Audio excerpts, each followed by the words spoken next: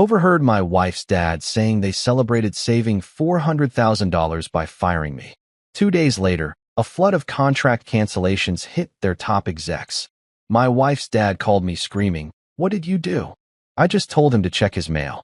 You know that feeling when you're walking into what you think is just another boring Thursday meeting, but the universe has other plans? Yeah, well, buckle up, Buttercup, because that's exactly what happened to me at 4:45 p.m. on what I thought was going to be just another soul-crushing corporate Thursday. I should have known something was up when I got the email. Please report to conference room B for a brief meeting. Brief meeting, my ass.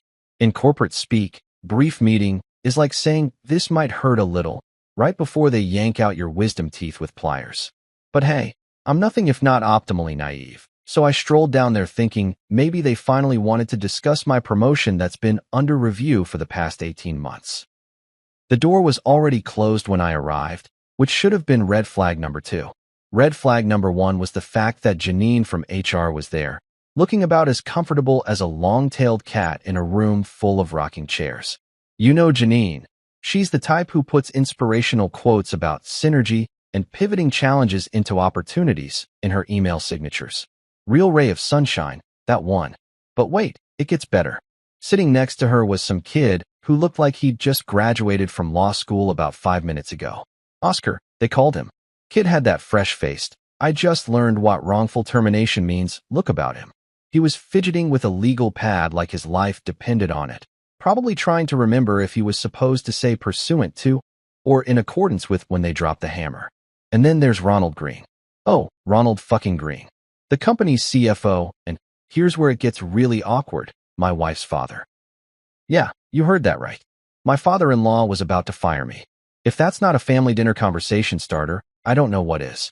The thing about Ronald is that he's one of those guys who thinks wearing expensive suits makes up for having the personality of wet cardboard. He's got this way of looking at you like you're a line item on a spreadsheet that's not performing up to expectations. Which, as it turns out, is exactly how he was looking at me right then. So there I am, standing in this claustrophobic little conference room that smells like stale coffee and broken dreams, and nobody offers me a chair. Not even a "please, have a seat," or "make yourself comfortable." Just 3 people staring at me like I'd walked into their book club uninvited. And sitting there on the table, like some kind of corporate death sentence, was this manila envelope. Sealed. Silent. Just sitting there being ominous as hell. "Your role has been eliminated," Ronald said. Just like that. No preamble. No, "we've enjoyed working with you." No, "this was a difficult decision." Just your standard, garden-variety corporate execution. They didn't even call it firing. Oh no, that would be too honest. They called it a resource adjustment. Because apparently, after 16 years of busting my ass for this company, I'd been downgraded from valued employee to resource to adjustment. 16 years. Let me repeat that for the cheap seats. 16 goddamn years. I'd been with this company since back when we still used fax machines and thought email was revolutionary. I'd weathered 3 recessions for CEOs and more corporate restructuring than a house on one of those home improvement shows. I'd brought in millions in revenue, built relationships that lasted longer than most Hollywood marriages, and basically held half their client base together with nothing but charm and caffeine. And their response? Resource adjustment. Jesus Christ on a cracker. I didn't speak. What was there to say? Gee, thanks for the 16 years of false security and the crushing realization that loyalty is a one-way street. I didn't even blink. I just looked at that envelope sitting there like a turd on a silver platter, reached over, picked it up, and nodded once. Because sometimes, when life decides to pants you in front of the whole school, all you can do is pull up your dignity and walk away. And that's exactly what I did. I walked out of that room with whatever was left of my pride intact, thinking maybe I could at least make it to the parking lot before the real humiliation kicked in. But oh hell no. These people couldn't even let me have that small mercy. I hadn't even made it to the lobby when I tried to badge out and got that soul-crushing beep of rejection. You know the one, that little electronic "fuck you" that says your keycard has been disabled. 16 years of walking through those doors, and now the building was rejecting me like a bad organ transplant. But here's the thing about corporate assholes, they can't help themselves. They always have to twist the knife just a little bit more. I was almost to my car when I heard voices drifting from the break room window. And wouldn't you know it, there was good old Ronald, holding court like some kind of budget-cutting hero. Saved $400,000 with that cut, he was saying, and I could hear the smugness dripping from his voice like syrup from a pancake. He'll probably go start a podcast or make handmade soap. And they laughed. These people, some of whom I'd worked with for over a decade, actually laughed. Like my entire career was just some kind of joke setup, and getting fired was the punchline. I stood there in the parking lot, just outside that window, listening to them celebrate my professional execution like they'd just won the lottery. And you know what? In that moment, something shifted inside me. It wasn't rage. Rage is hot and stupid and makes you do dumb things. This was something colder, more calculating. They had no idea what they'd just done. They thought they were cutting dead weight, trimming the fat, making some smart financial play. But what they'd actually done was hand me something much more valuable than a severance package. They'd handed me a reason. Standing there in that parking lot, listening to their laughter echo off the windows, I realized something beautiful and terrible all at once. They had absolutely no clue what they'd just unleashed. They thought they were firing an employee. What they'd actually done was create their own personal corporate nightmare. And I was just getting started. That night, I sat at my kitchen table staring at that manila envelope like it might explode if I opened it wrong. My wife Sarah had already gone to bed. Probably couldn't handle another conversation about her dear old dad's latest power move. Can't say I blamed her. What do you even say when your father fires your husband? Sorry, honey, but dad thinks you're dead weight. Yeah, pass me the wine and let's pretend this isn't the most awkward family situation since cousin Jerry got arrested for trying to steal a lawn flamingo. The envelope felt heavier than it should have, like it was packed with broken promises instead of legal documents. I grabbed a beer from the fridge, because if you're going to get screwed by corporate America, you might as well have a cold one while you read the fine print, and finally tore that sucker open. The first few pages were exactly what you'd expect from a severance package. Standard corporate boilerplate written by lawyers who probably charge $500 an hour to make simple sentences sound like ancient Sanskrit. The party of the first part hereby acknowledges. Blah, blah, blah. Translation: here's some money. Now shut up and go away. 2 months' pay. That was it. 16 years of loyalty, and they valued my silence at 8 weeks of salary. But hey, there was a catch, because there's always a catch. I'd only get that measly 2 months if I signed their precious NDA, non-disclosure agreement, for those lucky enough to never have been corporate roadkill. Basically, a legal document that says you can't tell anyone we're assholes, even though we totally are. I was about halfway through the legalese when I saw it, stapled to the back like some kind of afterthought. Exhibit B.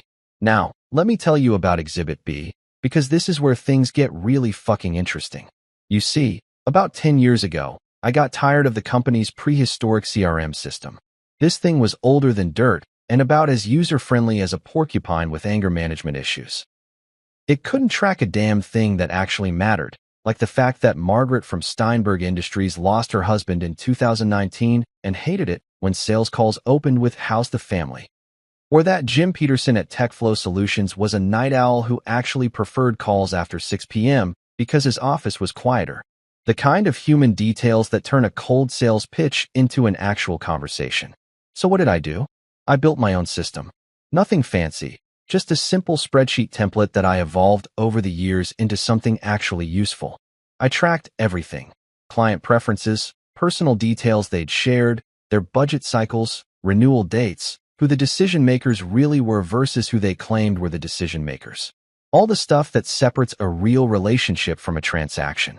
I called it my client tracker, and it was basically my professional Bible.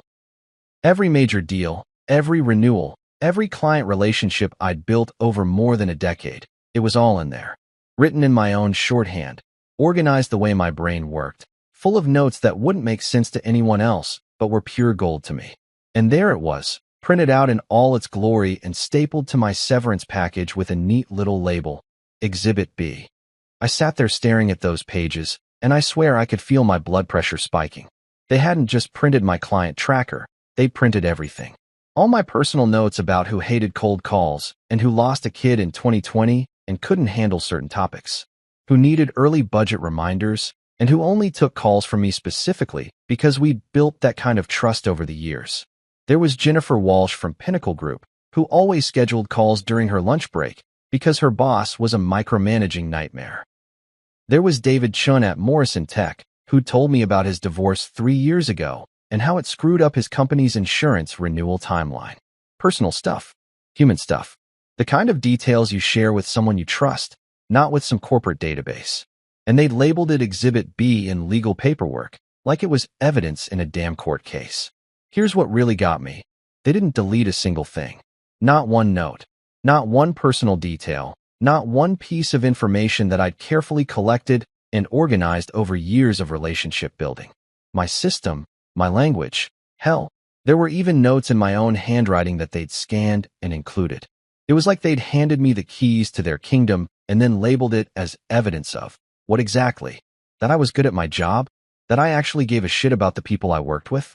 That I'd built something valuable while they were busy playing corporate politics? The beautiful irony wasn't lost on me. They were trying to document my work as if it belonged to them. But what they'd actually done was prove that I was the one holding their client relationships together. Every page of that tracker was evidence that clients weren't loyal to Ridgemont Industries. They were loyal to me. I flipped through page after page of my own work, and with each one, I felt something shifting inside me.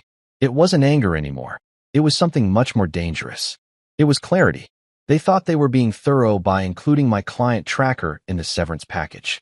Probably some legal intern's bright idea to make sure they covered all their bases. Hey, let's include his client management system so we can prove it was work product. But what they'd actually done was hand me a loaded gun. Every client contact, every personal detail, every renewal date, every pain point, every relationship I'd built, it was all right there in black and white.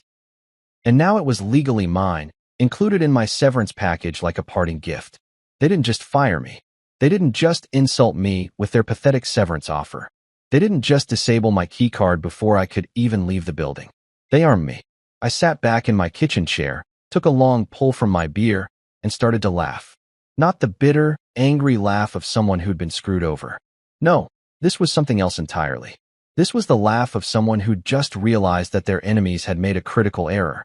They'd handed me everything I needed to compete with them, and they'd done it legally, officially, with lawyers' signatures and corporate letterhead.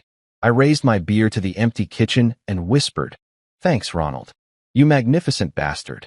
You ever have one of those moments where the universe decides to throw you a curveball right when you're still picking yourself up off the mat? Well, that's exactly what happened 3 days after I got my walking papers, courtesy of my loving father-in-law and his merry band of corporate executioners. I was nursing what had to be my 15th cup of coffee that week, sitting in my home office staring at Exhibit B spread out across my desk like some kind of treasure map when my phone buzzed. Text message from Luis Mendoza, a name I hadn't seen pop up on my screen in probably 6 months. Heard about Ridgemont. Drinks tonight? Murphy's on 5th. 7 p.m. Now, Luis and I had what you might call a complicated professional relationship. He was a VP at Bluegate Partners, one of Ridgemont's biggest competitors, and we'd been doing this weird corporate dance for years. You know the type. We'd run into each other at industry conferences, trade war stories over overpriced conference coffee, and pretend we weren't sizing each other up like boxers before a fight. He tried to poach me about 3 years ago, actually. Took me out to some fancy steakhouse downtown and made what I'll admit was a pretty tempting offer. But back then, I was still drinking the corporate Kool-Aid, still believed that loyalty and hard work would eventually pay off. Still thought that staying at Ridgemont was the smart play. Yeah, well, we all know how that worked out. Murphy's Pub was exactly the kind of place you'd expect 2 middle-aged business guys to meet for a casual drink.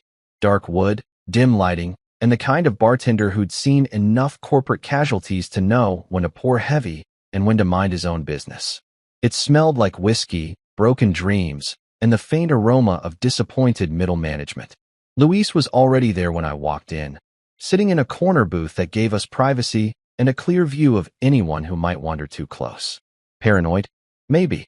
But when you're about to discuss potentially burning down your former employer, a little paranoia is just good business sense. He looked exactly like he had 3 years ago. Same perfectly trimmed goatee, same expensive suit that somehow managed to look casual, same eyes that missed absolutely nothing. Luis was one of those guys who could charm the pants off a nun and then negotiate a better deal on the convent while he was at it. "You look like hell," he said by way of greeting, which was probably fair considering I'd been subsisting on coffee and spite for the better part of a week. "Yeah, well, getting stabbed in the back by your father-in-law will do that to you," I replied, sliding into the booth across from him. "Thanks for meeting me on short notice."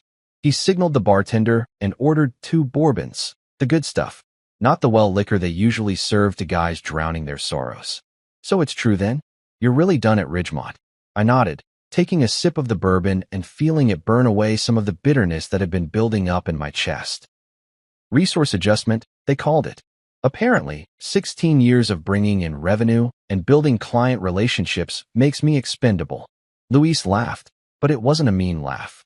It was the kind of laugh that says, "I've seen this movie before, and it never ends well for the corporate suits."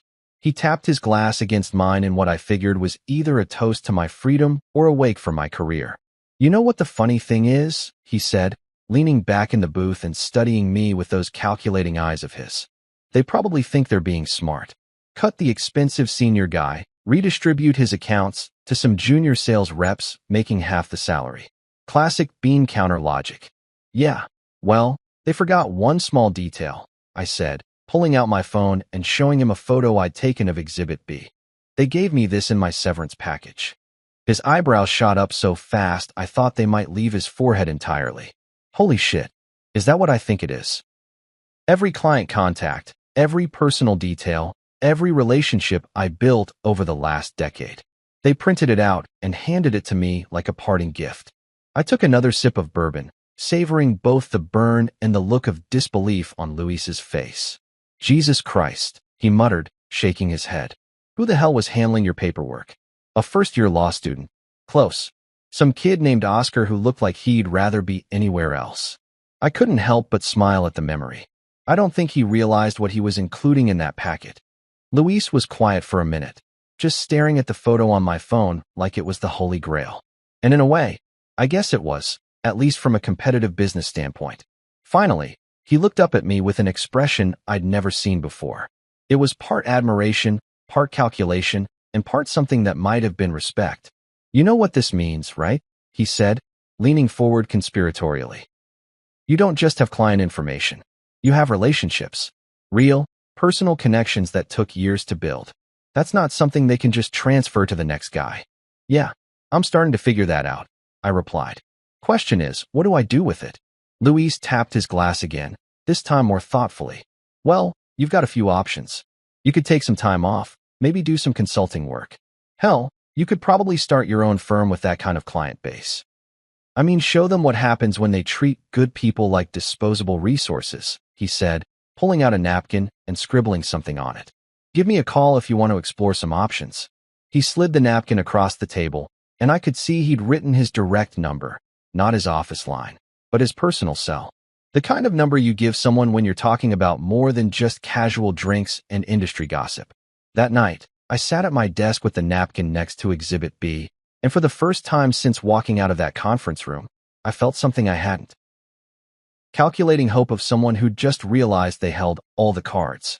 I didn't drink that night. I didn't scream or punch walls or do any of the things you're supposed to do when your world gets turned upside down. I just started planning. 3 days. That's how long it took for Luis to work his magic and get me in front of the big cheese at Bluegate Partners. 3 days from bar napkin to boardroom, which, in corporate time, is basically the speed of light. Either Luis had more pull than I'd realized, or Callum Briggs was hungrier for talent than his company's polished exterior suggested. Probably both. Bluegate's offices were everything Ridgemont's weren't: sleek without being sterile, modern without trying too hard to prove it, and buzzing with the kind of energy that comes from people who actually give a damn about what they're doing. The lobby alone probably cost more than my annual salary, but it didn't feel like a monument to corporate ego. It felt like a place where things actually happened. The receptionist, a sharp-looking woman in her 30s who clearly wasn't just there to answer phones and look pretty, directed me to the 32nd floor. "Mr. Briggs is expecting you," she said with the kind of smile that suggested she knew exactly why I was there and approved of whatever was about to go down. The elevator ride gave me just enough time to second-guess everything. Was I really about to jump ship this fast? Was I letting my anger at Ronald and his cronies cloud my judgment? Was I about to make a deal with the devil, or was this exactly the kind of opportunity that separates the survivors from the casualties in corporate America? The elevator dinged, and I decided I'd find out soon enough. Callum Briggs wasn't what I expected. For starters, he was younger than me, probably mid-40s, with the kind of energy that suggested he still remembered what it felt like to be hungry. He had on jeans and a button-down shirt, no tie, sleeves rolled up like he'd been working with his hands instead of just pushing paper around. His office was impressive but not showy, floor-to-ceiling windows with a view that probably cost more per square foot than most people's houses. But the furniture was comfortable rather than intimidating. "You must be the guy who's got Ronald Green losing sleep," he said, standing up from behind a desk that looked like it had actually been used for work instead of just power meetings. His handshake was firm without being one of those bone-crushing, "look how alpha I am" grips that insecure executives love so much. I prefer to think of it as giving him new opportunities for personal growth. I replied, which earned me a genuine laugh. "Luis tells me you've got some interesting documentation from your former employer," Callum said, gesturing to a couple of chairs by the window, "and that you might be interested in putting it to good use." We sat down, and I pulled out a folder containing copies of the most relevant pages from Exhibit B. Not the whole thing. I'm not stupid, but enough to show him exactly what kind of ammunition Ridgemont had handed me. Callum flipped through the pages with the focused attention of someone who understood exactly what he was looking at. His eyebrows went up a few times, and I caught him making small notes in the margins. After about 10 minutes, he closed the folder and looked at me with an expression that was part impressed and part predatory.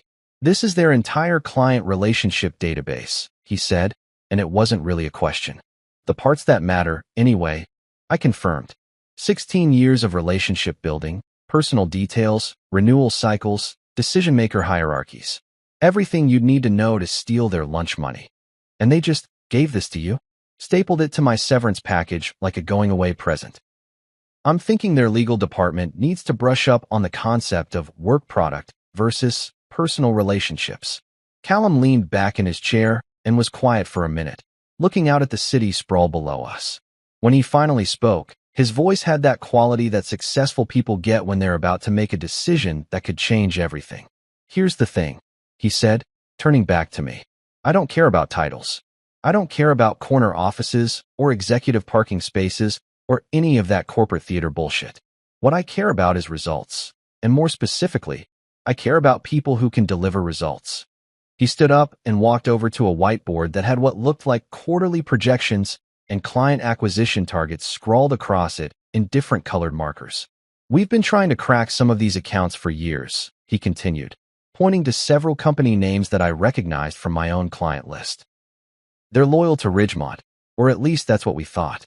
Turns out they're not loyal to Ridgemont at all. They're loyal to you. That's the beauty of actually giving a shit about people," I said. "Radical concept in corporate America, I know." "Exactly. And that's why I'm not going to waste your time with some bullshit middle management position where you'd spend half your day in meetings about meetings." He turned back to face me, and I could see he'd made up his mind about something. "I want you to come in as a lead partner. Build your own team, work the accounts you know best, and show us how it's really done." I felt something shift in my chest, not excitement, exactly, but something like vindication. After 16 years of being treated like an interchangeable corporate cog, someone was finally recognizing what I actually brought to the table. "What's the catch?" I asked, because there's always a catch. "No catch," Callum replied. "Just performance. You bring in the clients, you get the rewards. You build the relationships, you keep them. No politics, no bureaucratic bullshit. No bean counters second-guessing every decision you make." He walked over to his desk and pulled out a folder that was considerably thicker than the one I'd brought. "Standard partnership agreement, profit sharing, full benefits package, and a signing bonus that should more than cover whatever severance you're walking away from." I opened the folder and nearly choked on my own spit. The base salary was almost double what I'd been making at Ridgemont, and the profit-sharing structure was the kind of deal I'd only dreamed about during my most optimistic moments. "You're serious about this?"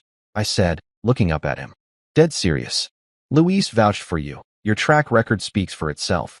And frankly, the opportunity to stick it to Ronald Green while building our client base is just too good to pass up." I looked out at the city again, thinking about Ronald and his smug face when he delivered my resource adjustment. Thinking about all those years of being undervalued and overlooked. Thinking about that break room conversation where they'd laughed about my potential future in podcast production. When do I start? I asked. Callum grinned like a shark who'd just spotted a particularly tasty swimmer. How about Monday? We shook hands on it, and as I walked out of that office with a signed partnership agreement in my briefcase, I felt something I hadn't experienced in years, the absolute certainty that I was exactly where I belonged.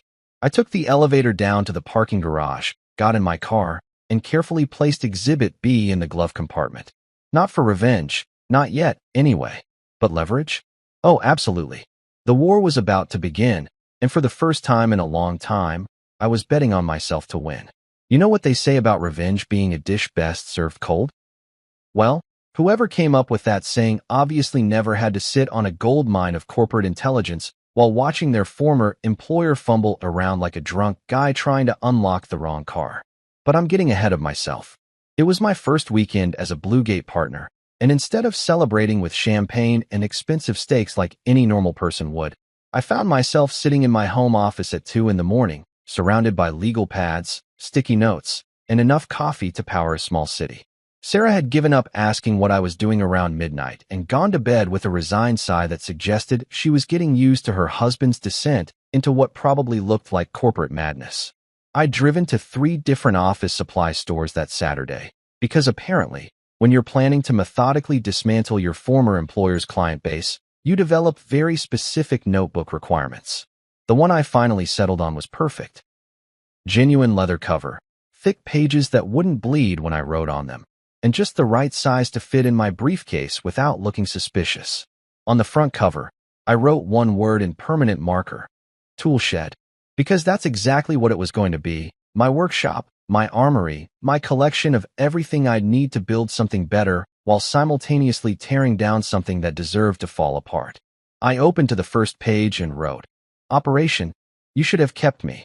Look, I know that sounds melodramatic as hell, but when you're 3 cups of coffee deep at 2 a.m. and plotting corporate warfare, a little melodrama is practically mandatory.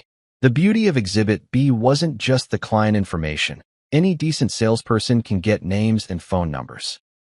The real treasure was in the details, the kind of human intelligence that takes years to accumulate and can't be replaced by some eager junior associate with a Harvard MBA and a complete lack of real-world experience. I started with the obvious stuff, renewal dates, contract values, decision-maker hierarchies. But then I dug deeper, mapping out the emotional landscape of each relationship. Margaret Steinberg, for instance, she'd been with Ridgemont for 8 years, but only because I'd been her point of contact for the last 6. Before that, she'd switched vendors twice in 2 years because she couldn't stand dealing with pushy salespeople who treated her like a purchase order instead of a person. Then there was the Peterson account at TechFlow Solutions. Jim Peterson was one of those clients who seemed difficult on the surface. He'd fire vendors for minor infractions, nitpick contract language to death, and generally act like he was doing you a favor by taking your calls. But what the Ridgemont system didn't capture was that Jim's demanding nature came from being burned by sloppy vendors in the past. Once you proved you could deliver exactly what you promised, when you promised it, he became the most loyal client you could ask for. I spent hours mapping these relationship dynamics, creating what I started thinking of as emotional topography.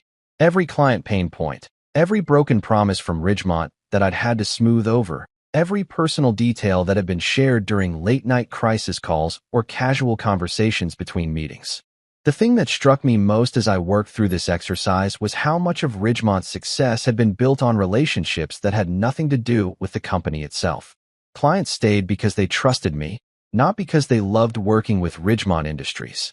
I was the buffer between their needs and the company's bureaucratic incompetence. Take the Morrison Group, for example. 3 years ago, they'd almost canceled their contract after some genius in Ridgemont's billing department decided to implement a new streamlined invoicing system without telling anyone. The first David Morrison knew about it was when he got an automated dunning notice for an account that was current, sent to his personal email with all the warmth and charm of a tax audit notice.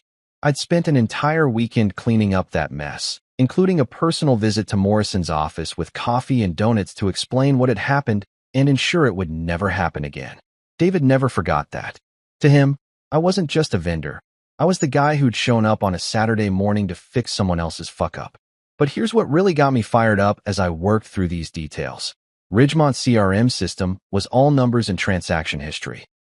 Revenue figures, contract dates, payment terms, the kind of data that looks impressive in quarterly reports but tells you absolutely nothing about why clients actually stay or leave. My system had soul. It had memory. It captured the human moments that make business relationships work. The time Jennifer Walsh called me at 9 p.m. because her company's server crashed and she needed to know if our service would be affected. The fact that David Chin always asked about my family before we talked business. The way Margaret Steinberg's voice changed when she talked about her late husband's vision for their company. These weren't just accounts or revenue streams. They were relationships built on trust, reliability, and genuine human connection. And now I was looking at them like a general studying a battlefield map, plotting exactly how to leverage those connections to maximum effect. I didn't message anyone that first weekend. I didn't make any calls or send any emails. I just watched from my quiet corner, observing and planning. Because the beautiful thing about having 16 years of institutional knowledge is that you know exactly when things are going to start falling apart. Ridgemont's Q2 renewal cycle was starting in 6 weeks. 3 major contracts were up for review, including 2 accounts that generated over $1 million in annual revenue. And thanks to their resource adjustment, the person who'd been managing those renewals for the past 5 years was now sitting in his home office, plotting their professional destruction with the methodical patience of a chess grandmaster. As I closed the notebook that night and finally headed to bed, I felt something I hadn't experienced since my college days, the pure, intellectual satisfaction of a plan coming together. Not the desperate scrambling of someone trying to save a failing situation, but the calm confidence of someone who held all the cards and was just waiting for the right moment to play them. I set the notebook on my nightstand and smiled in the darkness. Let Ronald and his team of corporate geniuses figure out how to manage those renewal conversations without their human database. Let them try to rebuild relationships they'd never understood in the first place. I had 6 weeks to prepare and 16 years of ammunition to work with. Game on. 2 weeks. That's how long I waited before making my first move. 2 weeks of watching Ridgemont stumble around like a headless chicken while I sat in my new corner office at Bluegate, methodically planning the corporate equivalent of a precision strike. The waiting was actually the hardest part. Every instinct I had was screaming at me to jump in immediately, start making calls, begin the client exodus that would leave Ronald wondering what the hell had hit him.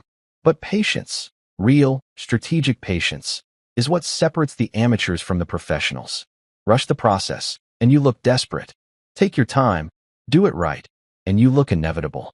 So I spent those 2 weeks getting settled at Bluegate, learning their systems, building relationships with my new colleagues, and most importantly, establishing myself as someone who belonged there. No point in poaching clients if you don't have a solid foundation to bring them to. But on a Tuesday morning in late March, sitting in my office with my second cup of coffee and a perfect view of the city skyline, I decided it was time to dip my toe in the water. I opened my laptop, pulled up my personal Gmail account, because I'm not stupid enough to use company email for this kind of delicate operation, and started composing what might have been the most important email of my professional life. The target was obvious: Camilla Rowan, procurement lead at Cresthall Group. If Exhibit B was my treasure map, then Camilla was definitely the X that marked the spot. We'd been working together for 8 years, long enough for me to know that her favorite coffee shop was the little place on Market Street that made those ridiculously overpriced lavender lattes, that she had a rescue dog named Buster who'd eaten 3 of her favorite shoes, and that she absolutely despised corporate bureaucracy almost as much as I did. More importantly, Cresthall Group was Ridgemont's single largest account, $2.7 million in annual revenue, with a contract renewal coming up in 6 weeks. Losing Camilla wouldn't just hurt Ronald's quarterly numbers. It would be like ripping the engine out of his favorite car. I stared at that blank email screen for probably 20 minutes, crafting and recrafting the message in my head. Too aggressive, and I'd come across like a desperate ex-boyfriend. Too casual, and she might not realize this was a serious business proposition. The tone had to be perfect, friendly but professional, nostalgic but forward-looking, personal but not unprofessional. Finally, I settled on something beautifully simple. 2. Crone@cresthallgroup.com. Subject: just checking in, smiling face with smiling eyes. Hey Camilla, hope you're well, and that Buster hasn't destroyed any more furniture lately. I know things have been crazy since I landed somewhere new, but I wanted to reach out and say hello. I've been thinking about our project management conversations over the years, and I miss those chats about finding vendors who actually understand what customer service means. No pressure at all. Just wanted to reconnect and see how things are going on your end. Take care. My name. No company signature. No corporate branding. No sales pitch hidden in flowery language. Just a genuine human connection reaching out to another genuine human connection. The kind of personal touch that gets completely lost when everything goes through official corporate channels. I read it over probably 15 times, checking for typos, awkward phrasing, anything that might undermine the casual sincerity I was going for. The emoji was a nice touch, the kind of small detail that makes an email feel personal rather than corporate. Camilla had always been someone who appreciated authenticity over polish. I hovered my cursor over the send button for what felt like an eternity. Once I hit that button, there was no going back. This wasn't just sending an email. This was firing the first shot in a war that would either make my career or destroy it completely. But then I thought about Ronald's voice echoing from that break room window. He'll probably go start a podcast or make handmade soap. I thought about 16 years of loyalty rewarded with a resource adjustment and a disabled keycard. I thought about all those clients who'd been dumped into some generic support system without any warning or explanation. I clicked send, and then I sat back in my chair and waited.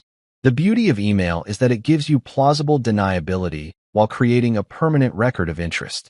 If Camilla forwarded my message to someone at Ridgemont, I could honestly say I was just checking in with an old professional contact. But if she responded positively, well, that opened up a whole world of possibilities. I tried to focus on other work, reviewing proposals, returning calls, generally doing the stuff that justifies my new partnership level salary. But I'll be honest, I checked my email about every 30 seconds for the next 4 hours. Not obsessively, you understand. Just frequently. At 1:47 p.m., my phone chimed with a new message notification. Oh my God, where have you been? I was starting to think you'd been abducted by aliens or decided to become a monk or something equally dramatic. Things here are absolutely chaotic. After you left, they dumped all our accounts into some generic support system that's about as helpful as a chocolate teapot. I've been dealing with 3 different people for issues that you used to handle in a single phone call, and none of them seem to understand our account history or requirements. I literally got an email yesterday asking me to onboard myself with their customer success team for an account we've had for 8 years. I wanted to reply with a very detailed explanation of exactly where they could stick their onboarding process, but HR probably wouldn't appreciate my creative language. Can we talk? I mean, really talk?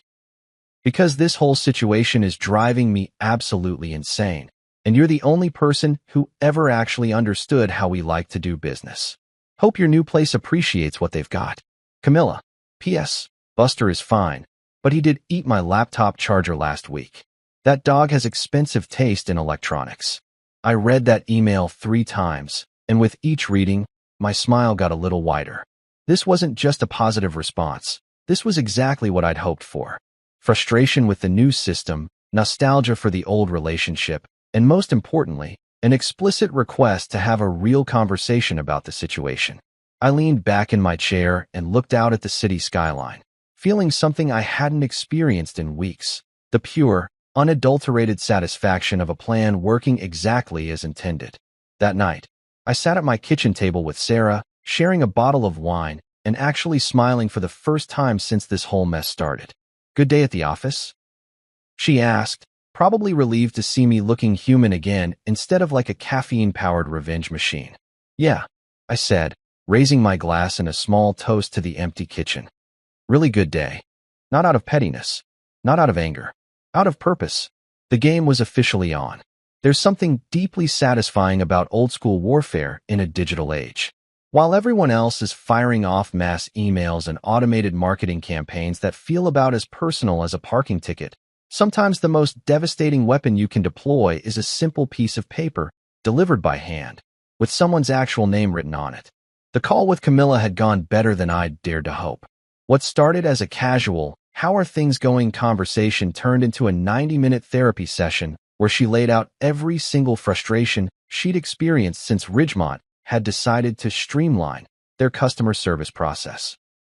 Apparently, my replacement was a 26-year-old MBA named Trevor who thought relationship building meant sending quarterly surveys and form letters that started with "Dear valued customer." Trevor, I mean, come on. The universe has a sense of humor sometimes.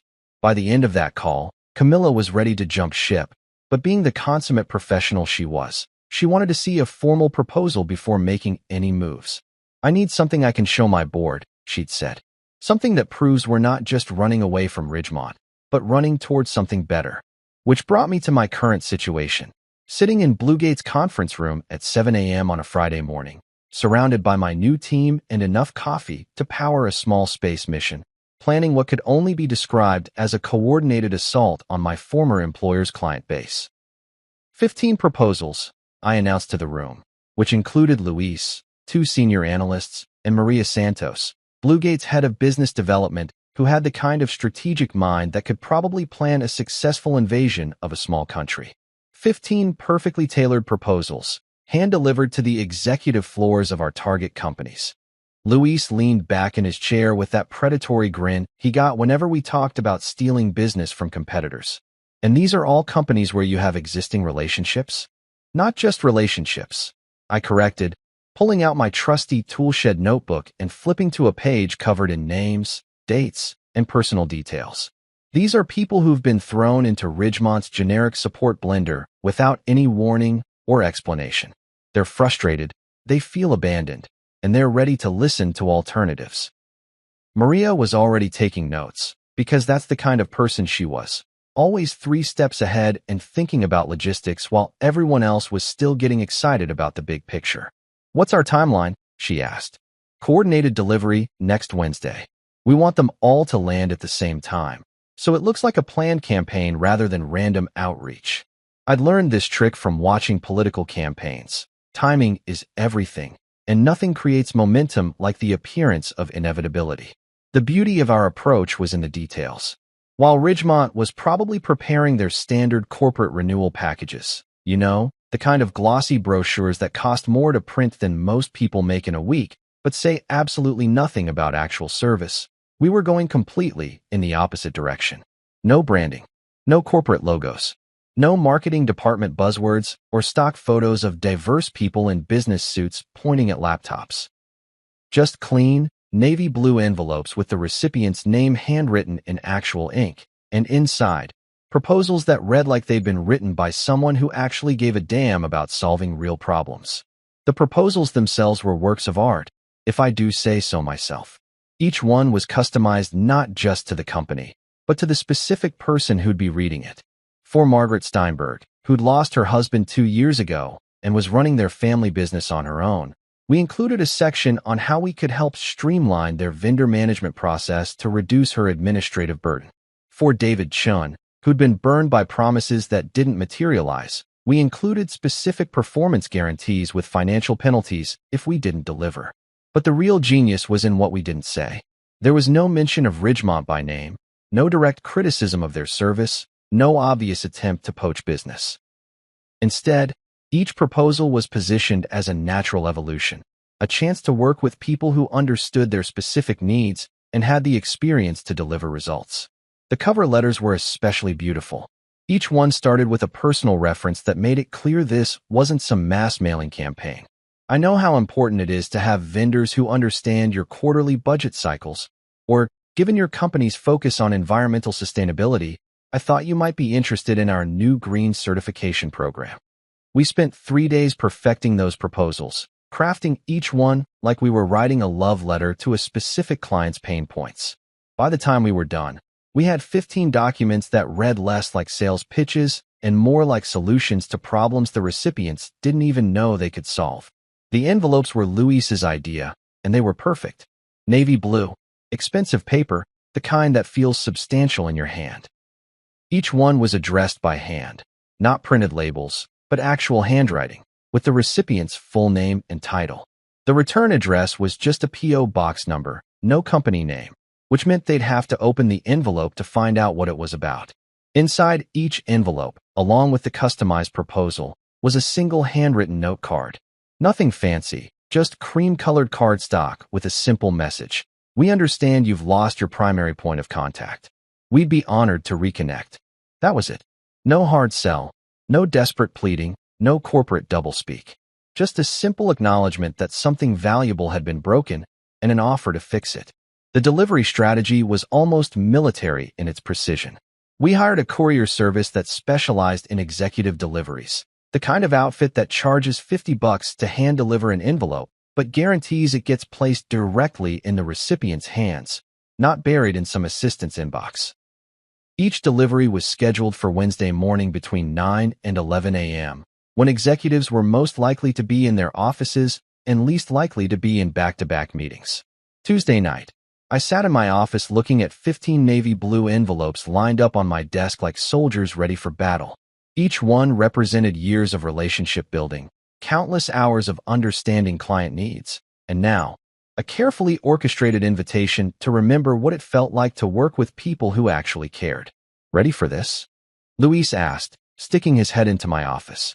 I looked at those envelopes one more time, thinking about Ronald's smug face when he delivered my resource adjustment, thinking about Trevor and his quarterly surveys, thinking about all those clients who'd been dumped into a generic support system without so much as a courtesy call. Hell yes, I said, gathering up the envelopes. Let's go remind these people what good service actually looks like. We handed the envelopes to the courier, signed the delivery confirmations, and then settled in to wait. Because sometimes, the most powerful weapons are the ones that whisper instead of shout. You ever watch a dam break in slow motion? That's exactly what Thursday felt like, the day after our navy blue envelope bombs landed on executive desks across the city. I was sitting in my office at Bluegate, pretending to work on quarterly projections while refreshing my email every 30 seconds like some kind of corporate junkie waiting for his next hit of validation. The first crack in Ronald's castle walls came at 9:23 a.m., courtesy of a text message from Brad Hutchinson, a junior analyst at Ridgemont who I'd mentored during his first year. Kid was sharp as a tack, but green as grass, and he had that dangerous combination of ambition and naivety that made him share information he probably shouldn't. Dude, whatever you did yesterday has the whole place in panic mode. 2 clients called to cancel meetings this morning, and Janet from accounts is running around like her hair's on fire. Ronald's been locked in his office since 8 a.m. making angry phone calls. I had to read that message 3 times before the satisfaction really sank in. 2 canceled meetings. In corporate terms, that's like watching someone's house burn down from the comfort of your lawn chair while sipping lemonade. But it was just the beginning. At 10:47 a.m., my phone buzzed with an email that made my heart do a little happy dance in my chest.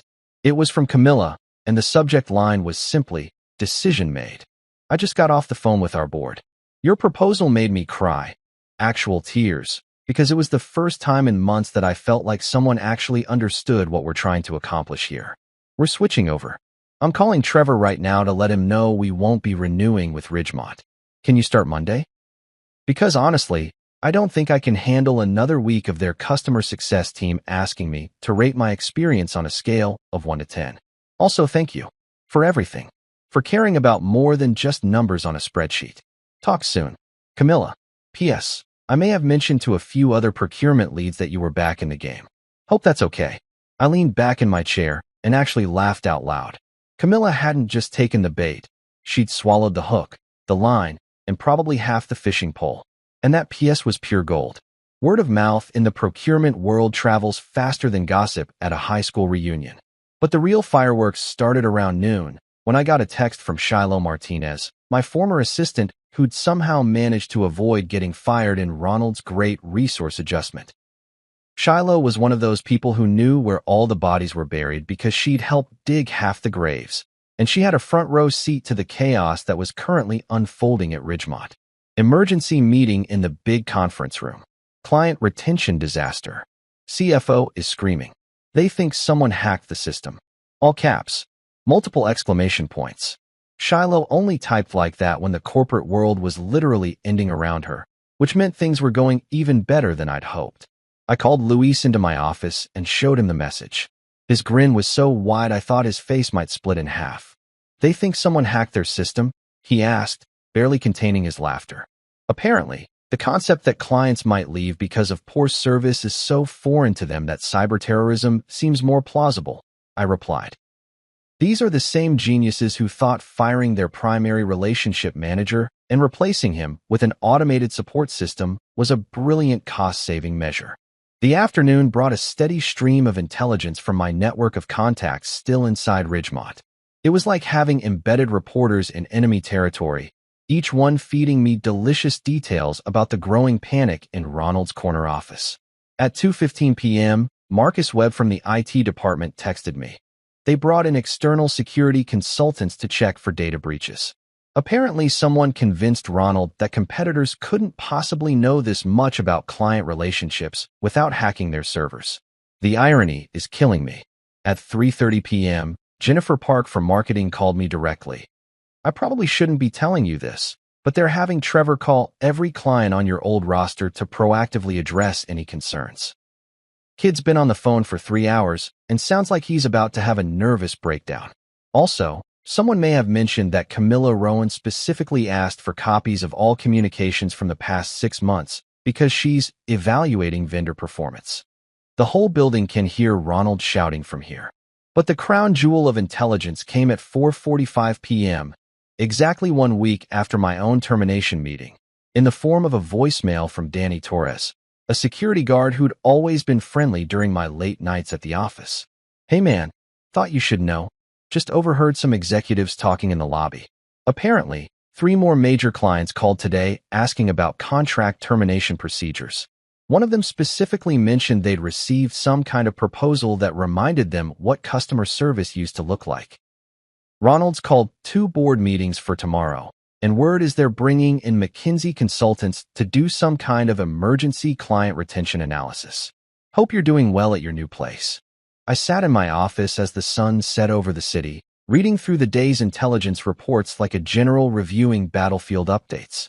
The enemy was in full retreat, their leadership was panicking, and their troops were starting to question whether they were fighting for the right side. The beautiful thing about corporate warfare is that it's all about perception and momentum. Once clients start questioning your competence, it creates a snowball effect that's almost impossible to stop. 1 canceled meeting becomes 2. 2 becomes 5. 5 becomes a full-scale exodus that leaves executives scrambling to figure out what the hell went wrong. And the most delicious part? They still didn't realize that their enemy wasn't some shadowy hacker or sophisticated corporate espionage operation.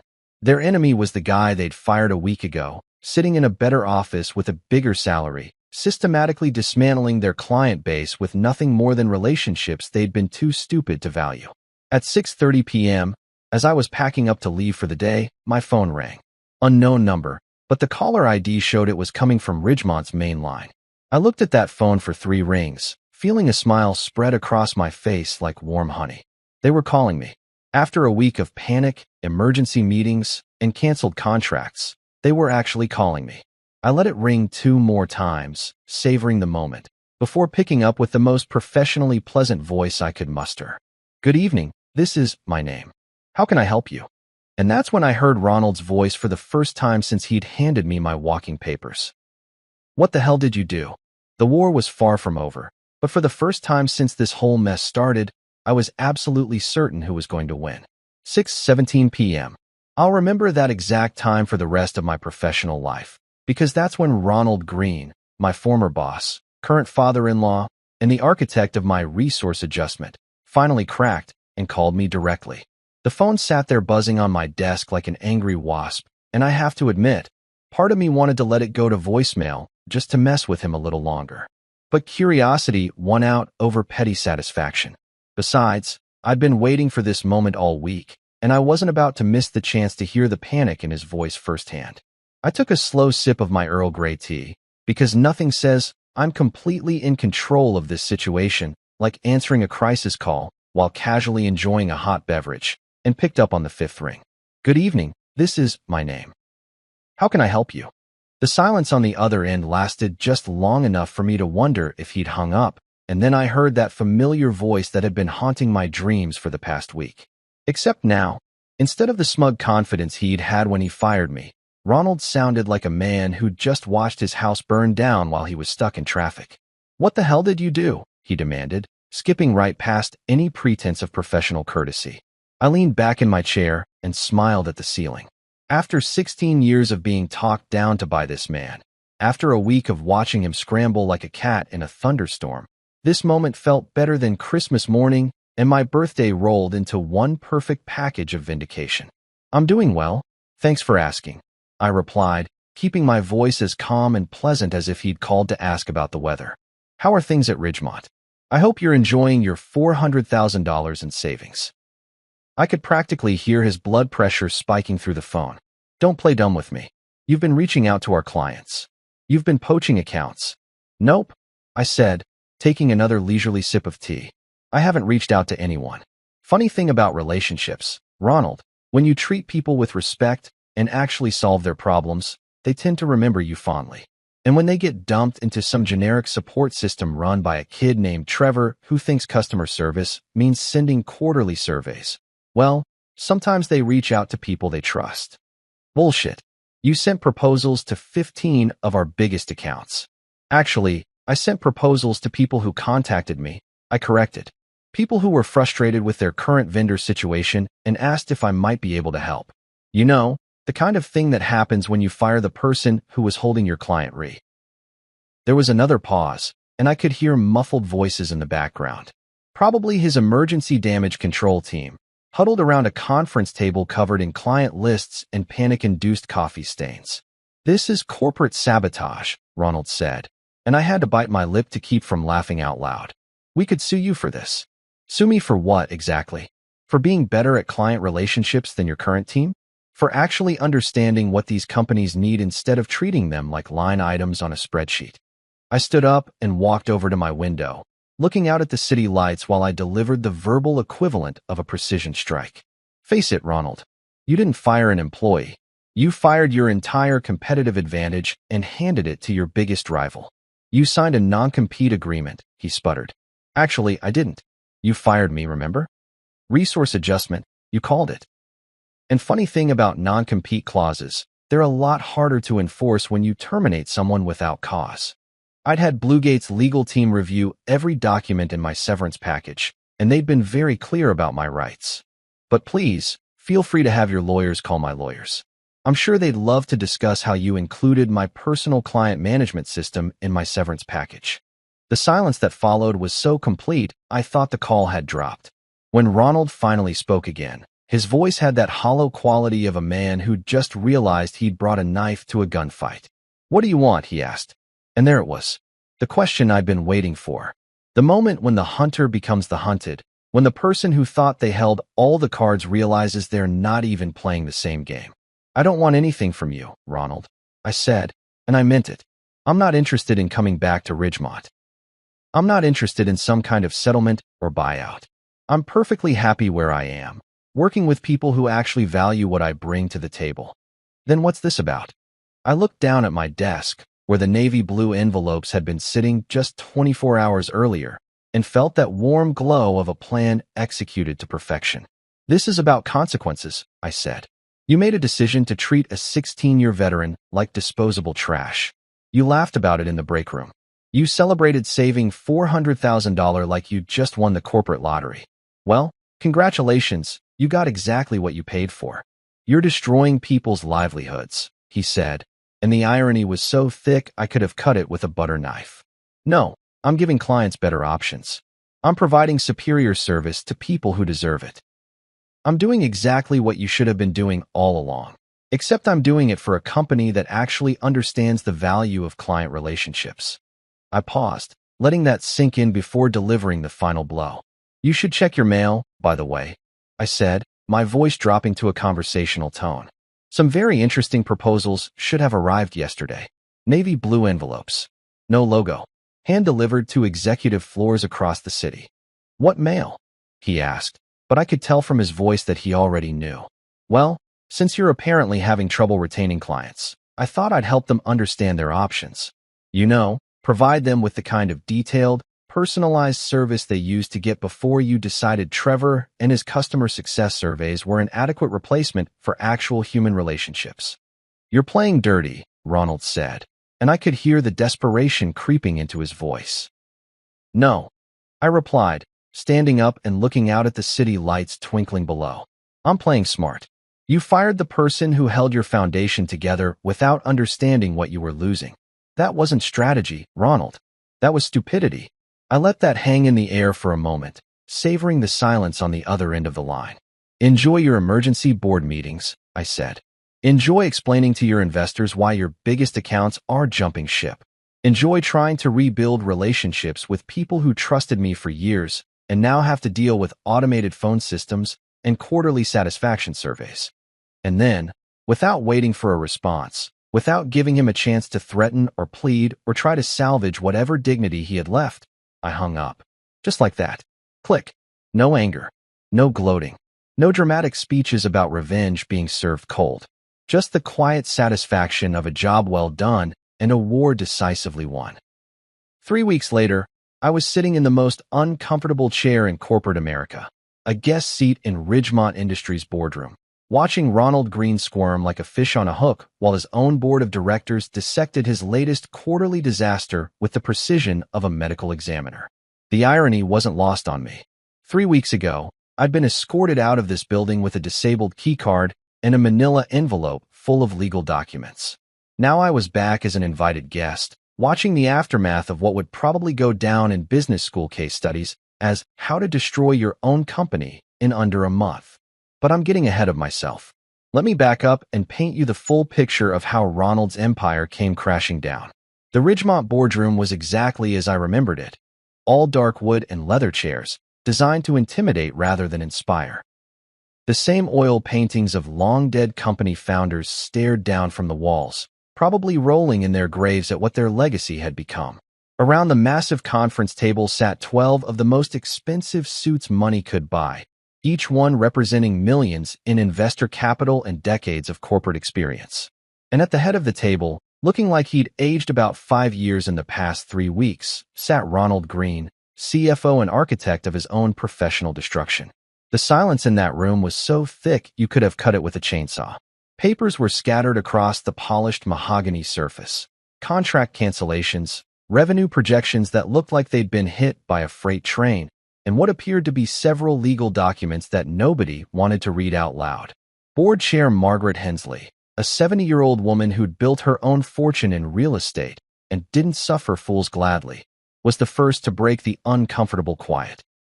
"Let me see if I understand this correctly, Ronald," she said, her voice carrying the kind of calm authority that made grown men confess their sins without being asked.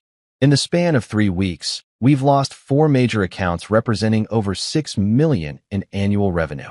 Our client retention department has fielded more cancellation requests than in the previous 6 months combined. And our customer satisfaction scores have dropped to levels that would make a cable company blush." Ronald shifted in his chair like a kid called to the principal's office. "It's a temporary setback. Market volatility, increased competition." "Bullshit," interrupted James Morrison, the board's youngest member and definitely the one with the least patience for corporate doublespeak. "This isn't market volatility. This is a coordinated client exodus, and everyone in this room knows it." That's when Sandra Walsh, the board member who handled legal affairs, opened a folder that made Ronald's face go 3 shades paler.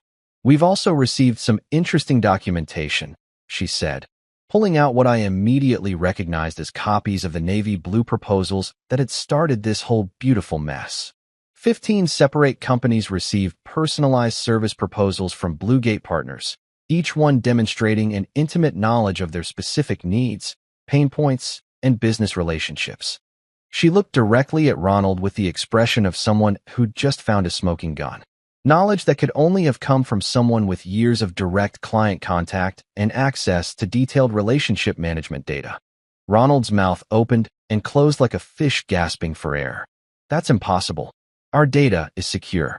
We ran a full cybersecurity audit."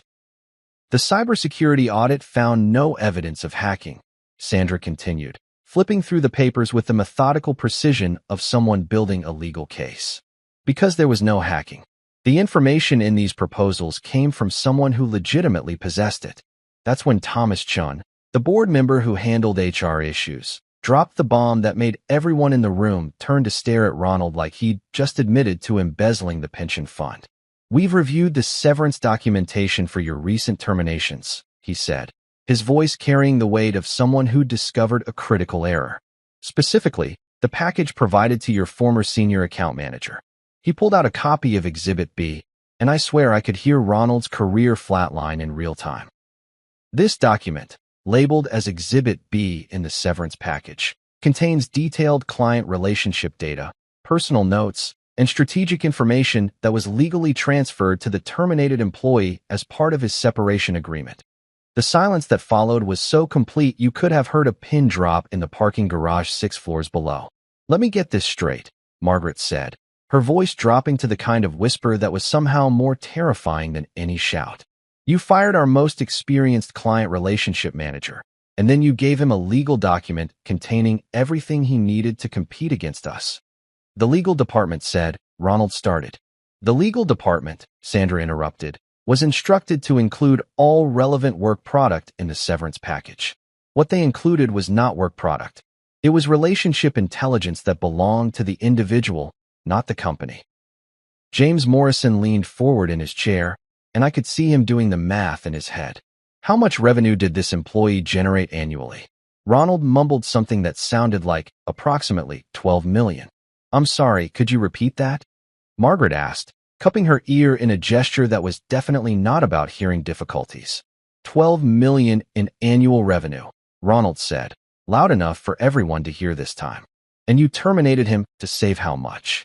400,000 in salary and benefits. The board members exchanged glances that could have frozen hell over. 12 million in revenue, gone. To save 400,000 in costs. Even a first-year business student could see the catastrophic stupidity of that equation. "Where is this employee now?" Thomas asked, though everyone in the room probably already knew the answer. "Bluegate Partners," Ronald admitted, "as a senior partner." "And how many of our former clients have moved their business to Bluegate in the past 3 weeks?" Ronald consulted a piece of paper that looked like it had been crumpled and straightened several times. 7 confirmed. 3 more in negotiation. Margaret leaned back in her chair and closed her eyes, probably calculating the total damage in her head. When she opened them again, she looked at Ronald with the expression of someone who'd just watched him burn down the family home. "Do you still think," she said, her voice carrying the weight of 16 years of boardroom experience, "that firing your son-in-law was a smart way to save $400,000? The question hung in the air like smoke from a funeral pyre.